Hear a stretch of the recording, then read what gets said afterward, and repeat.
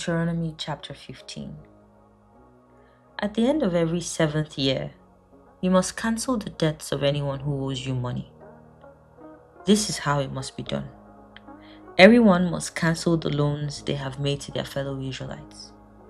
They must not demand payment from their neighbors or relatives, for the Lord's time of release has arrived. This release from debt, however, applies only to your fellow Israelites, not to the foreigners living among you.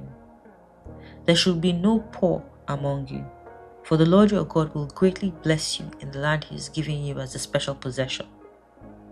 You will receive this blessing if you are careful to obey all the commands of the Lord your God that I am giving you today. The Lord your God will bless you as he has promised. You will lend money to many nations, but you will never need to borrow. You will rule many nations, but they will not rule over you. But if there are any poor Israelites in your towns, when you arrive in the land the Lord your God is giving you, do not be hard-hearted or tight-fisted toward them. Instead, be generous and lend them whatever they need. Do not be mean-spirited and refuse someone a loan because the year for canceling debts is close at hand. If you refuse to make the loan, and the needy person cries out to the Lord, you will be considered guilty of sin.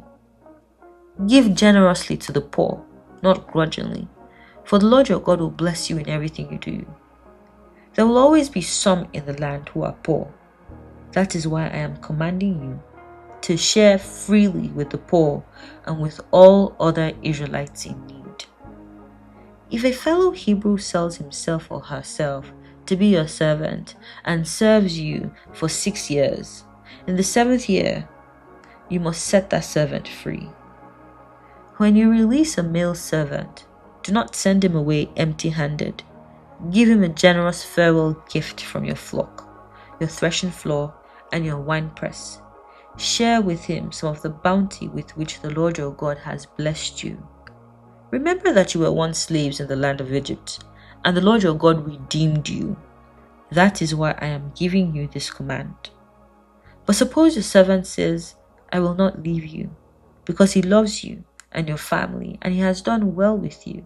In that case, take an awl and push it through his earlobe into the door. After that, he'll be your servant for life.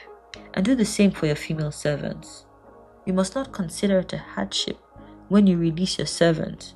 Remember that for 6 years, they have given you services worth double the wages of hired workers, and the Lord your God will bless you in all you do.